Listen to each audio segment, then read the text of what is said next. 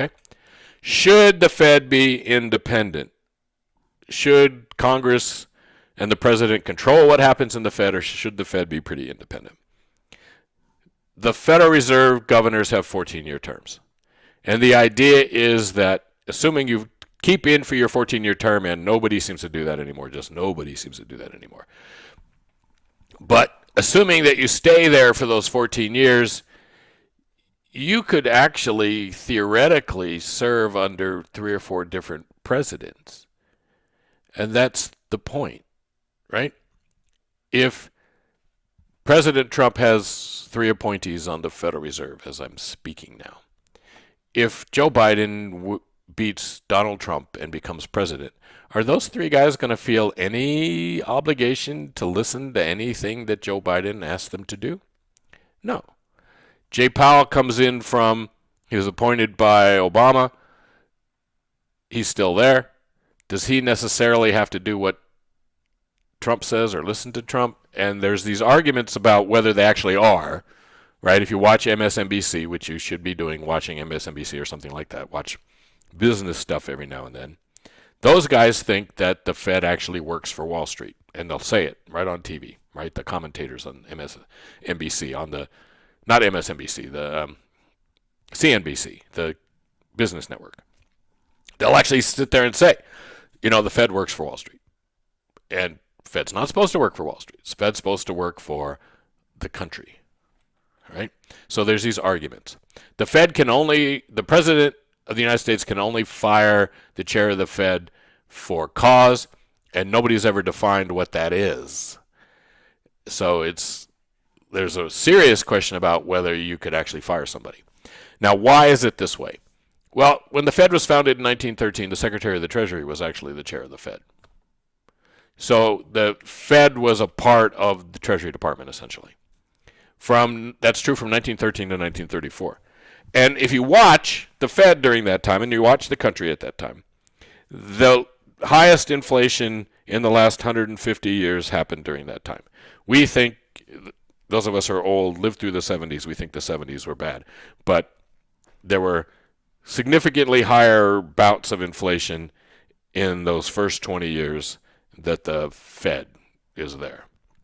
Okay, and then when the Great Depression happens, the Fed doesn't do what it needs to do to try to minimize the effect of the Great Depression. And the theory there is that when you have a Fed that's controlled that tightly by the government, that when the government wants to spend money, the Fed is going to make sure there's money for them to spend, and that's going to cause inflation. And the government's not going to feel restrained. It's just going to print money all the time. It's going to spend more money. The government's going to spend more money because they know the Fed will print money for them. And you get inflation. Okay? In 1934, we changed that, made the Fed this independent entity, set up the FOMC, that's an independent body that decides what's going to happen with the money supply and interest rates, independent of the Treasury, right? And independent of the president, independent of Congress. And we've had much lower inflation since then. Okay? Here's another Paul Volcker thing. Just if you think that, presidents never try to influence the Fed, turns out they do it all the time, right? So President Ronald Reagan summoned him to the White House, him being Paul Volcker. Instead of meeting in the Oval Office, Volcker says in his book that he was escorted in the library where Reagan was sitting with Jim Baker. And Jim Baker says, the president is ordering you not to raise interest rates before the election. Okay? Volcker says he was stunned by that because that's just a brazen attack on the Fed's independence. And he wasn't planning to raise interest rates anyhow. But he didn't want Reagan to think that Reagan was influencing policy, so he said, I just walked out. Right? Most government employees cannot just walk out on the President of the United States and not say anything. But the chair of the Fed, when the chair of the Fed doesn't think that things are going right, the chair of the Fed can do that and go do what they think is right for the country, which is probably better. All over the world, there have been studies of central banks, and the conclusion is that independent central banks have lower inflation rates than government-controlled central banks. The Bank of England was controlled by the British government for hundreds of years, and 20-ish years ago, they made them independent. And inflation in England has been lower since the Bank of England was made independent than it was. Okay? The People's Bank of China is controlled by the Chinese government. They have higher inflation than we do or England does. Right?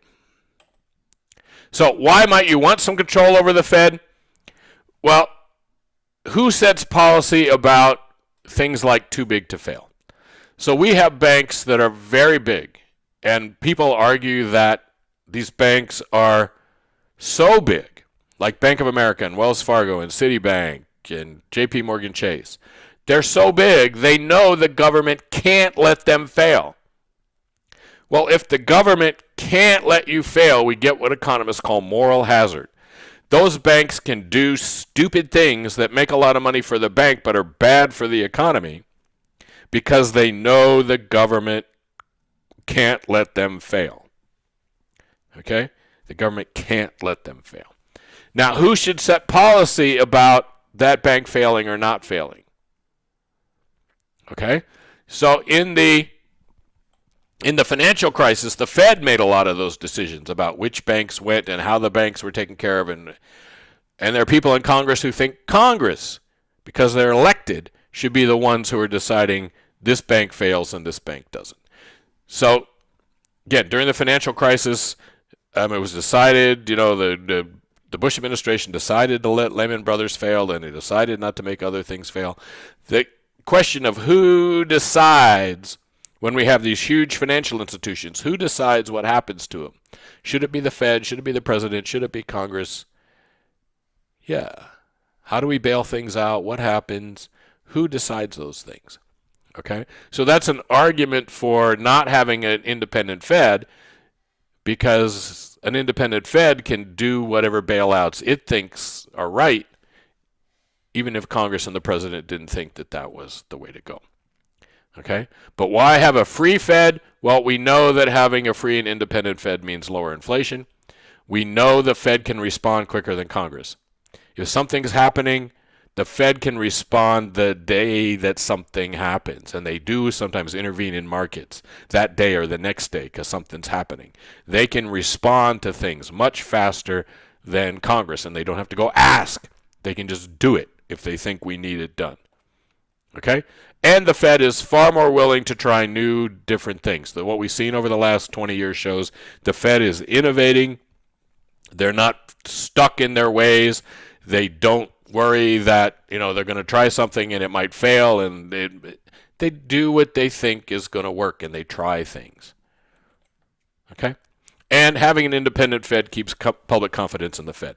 People have at least some confidence in the Supreme Court because they know the Supreme Court is independent, or should be independent of politics. It doesn't always act that way, but it should be independent of politics. People believe that less and less. In 2000, when the Supreme Court decided who was going to be president, right? They heard a case and they decided that George W. Bush was going to be president. People accepted it because they just believed the Supreme Court was independent. Over time, that degree to which people think the Supreme Court is independent has decreased markedly, but that's been helpful to the United States a number of times for people to actually believe that the Supreme Court was outside of politics. Okay? So if the Federal Reserve can operate outside of politics, that's good for public confidence in the Federal Reserve. All right. So why don't you just meet me in the middle? Maybe a compromise is for the Fed to have a set of rules. And we talked about this before, the Taylor rule and other rules. Maybe the Fed should just have a set of rules. That's Maren Morris there, right, who's saying, why don't you just meet me in the middle? Maybe instead of Congress giving the Fed 2 and 3 and 4 and 5 jobs, maybe they should just give the Fed one job and say, price stability is your job number one, and everything else is secondary to that, and that would, put more structure in the Fed. And some people think that the Fed, there should be independent reviews of the Fed, that people should be reviewing the Fed.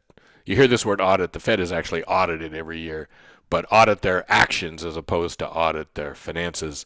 The Fed chair has to go in front of Congress and testify every year, right? And Congress has this role in our system. There's a constant fight between presidents and Congress about how the Congress is supposed to oversee what presidents do, and presidents, they often will not let their staff go talk to Congress and stuff like that. And you see those fights going on now. The Fed chair goes in front of Congress multiple times a year and sits there and says, okay, and answers questions. And we've just seen one of those questions being answered.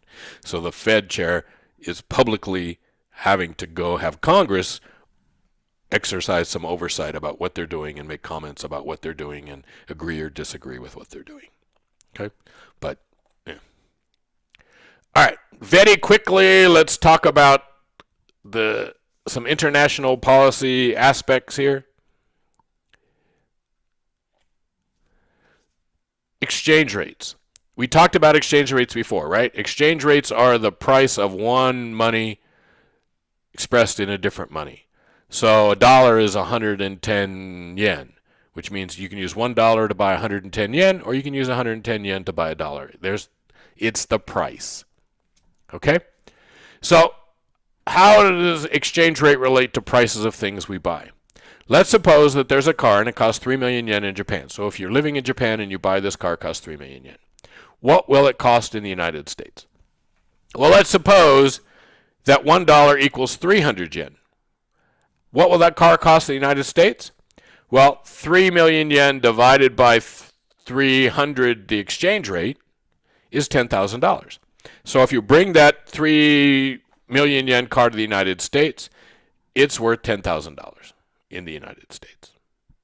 Okay? At 1 to 300. But now the dollar falls, and it's 1 to 100. So the dollar's less valuable. The dollar used to buy 300 yen, and now it only buys 100 yen. 3 million yen divided by 100, the new exchange rate, is $30,000. So even though the price of that car stayed the same in Japan, it now costs 3 times as much in the United States. Okay? So when the dollar goes up, other countries' goods are going to become cheaper in the U.S. We'll be more able to buy them because our dollar has more purchasing power. When the dollar falls, depreciates, we say, when the dollar falls, goods from other countries are going to become more expensive in the United States because our dollar has less purchasing power. Okay? So let's think about this. We have this big trade deficit with China. What should happen? Well, we know from our earlier discussions that when there's a trade deficit, the value of the dollar should fall. Exports make your currency rise, imports make your currency fall. We import a whole lot more than we export. That should make the value of the dollar go down, and we call that depreciation, when the value of the dollar goes down. So it's depreciated. What should happen? So trade deficits, our trade deficit with China should cause depreciation. It should. That should make goods we're buying from China become more expensive for us, and that should make U.S. goods cheaper in China. And as that happens, we should buy less of their stuff, and they should buy more of our stuff, and that trade deficit should close out itself automatically. Goods we're buying from China should over time just be getting more and more and more expensive, and that should discourage us from buying from China, right? And our products should be getting cheaper in China, and that should encourage them to buy more, and trade deficits should naturally fix themselves in our world. Okay? They should naturally fix themselves. Okay. So there's been 3 kind of periods of exchange rates in American history. We call those exchange rate regimes. Currently, we live in a world of floating exchange rates, and we'll get more here. I'm just going to give you some definitions first. Floating exchange rates means the exchange rates are set by the market. So in theory, in the modern world, exchange rates should be set by supply and demand in a free market for exchange rates, and we call that floating. If the governments get in the way, if exchange rates are mostly floating, if you've ever seen Princess Bride, you know at one point Wesley is mostly dead. If the exchange rates are mostly floating, but the governments don't quite let them float, we call that a managed float. And if the governments just outright decide what exchange rates are going to be, we call those fixed exchange rates. So we have the two extremes of floating and fixed with this intermediate managed thing in between. Okay, got that? All right. That means what? If currencies are floating, trade deficits should fix themselves. And something called purchasing power parity should occur. If there's a mismatch between prices and exchange rates. So we sell a lot of soybeans to China. There's a price for soybeans in the U.S. There's a price for soybeans in China. If the price for soybeans in China, right, and then we have to trade our dollars for yuan using the exchange rate. If there's an imbalance between the exchange rate and the price of soybeans in the two countries, a speculator, somebody who just makes money by buying and selling stuff, can buy soybeans in the United States, trade the currencies, sell them in China, and make money just off of the exchange rate, just off of the trading of the currencies. Okay? Purchasing power parity means that over time, and it shouldn't take very long to happen, the prices in the two countries should adjust so that they are balanced out by the exchange rate. So the price of a soybean in China, adjusted for the exchange rate, is equal to the price of a soybean in the United States, adjusted for, right? Turns out that, and again, you can go through your book, they give you some actual real-world examples, like about Big Macs. It doesn't happen quite the way it should. But over time, these floating exchange rates, the market, right? We believe that markets should make things balance. So if markets are working right, we shouldn't have trade deficits. We should have purchasing power parity. The system should stabilize itself. Okay. So before World War II, most international transactions that were made using money were commodity money, used gold, silver. Okay? That's essentially a fixed exchange rate system. Then from 1947 to 1973, we had this thing called the Bretton Woods system. So we had a fiat money system. The dollar was tied to gold. The dollar was still tied to gold. But essentially we had the fiat money system with fixed exchange rates. And people will tell you everything from the Bretton Woods system was the greatest system ever to really we never even implemented it. So again, if you go out on the internet and look up Bretton Woods system, you will get wildly different accounts of what happened during the Bretton Woods years. Wildly different. We will say we didn't have any financial panics and the economies of the world grew pretty well. Now, whether Bretton Woods was a factor in that or not, again, a million different ideas. But in a fixed exchange rate system, trade deficits don't take care of themselves. And so the United States has trade deficits year after year after year toward the end of Bretton Woods, and there's nothing we can do about it. And so eventually, Richard Nixon's the president. He plays Diana Ross, puts up his hand, says, "Stop in the name of love." And poof, no more Bretton Woods and floating exchange rates. Right? It's not quite that simple, but again, become an econ major. Come learn this stuff. It's good for you. So we switch to this floating regime, but it's not really floating. It's not floating the way it should be floating, if you're floating with me. So countries play games with their exchange rates. We put tariffs, right? President Trump put tariffs onto China to try to, right? So he put tariffs on stuff coming in from China because we have these problems with intellectual property and exchange rate problems, right? President Trump said, the day one when I'm president, I'm going to declare China a currency manipulator. He didn't do that. But anyway, China, one of the ways they dealt with that, tariffs make your products get more expensive, right? So if you're selling something for $100 and now there's a 25% tariff on it, it's $125, right? Well, we know that changing exchange rates change prices too. So China devalued their currency. Devalue means the government lowers the value of its currency. China devalued their currency, and that made prices of Chinese goods that were coming into the U.S. go down. So the tariff made the prices go up. The devaluation made the prices go down.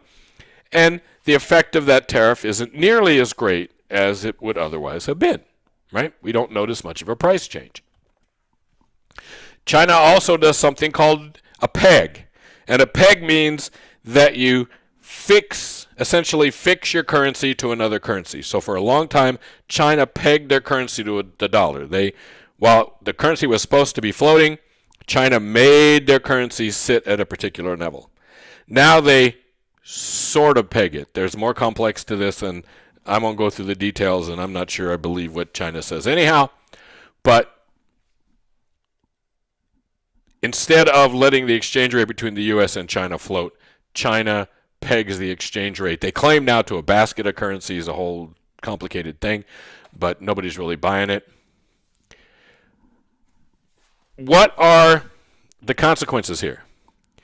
Well, if you're going to peg your currency, if you're going to do what China does, monetary policy in your country is what does that. You put money into the market or take money out. So you're using your monetary policy to peg the exchange rate, which means you can't use monetary policy to deal with what's going on in your country. Okay?